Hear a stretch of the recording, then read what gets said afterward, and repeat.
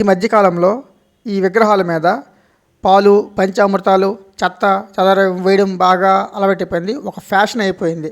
ఎందుకంటే దిక్కుమాలిన కోరికలు. బట్ ఫ్యాక్ట్ ఏంటంటే ఒక శివాలయం అర్చకుడిగా చెప్తున్నా ఇలా పంచామృతాలతో అభిషేకం చేయడం వల్ల ఎలాంటి ఫలితం ఉండదు. ఫర్ ఎగ్జాంపుల్, ఒక రైతు నాట్లేసే ముందు భూమి పూజ చేయాలని పసుపు మొక్కలతోనూ కొబ్బరిగా కొట్టుబడి పూజలు చేస్తారు.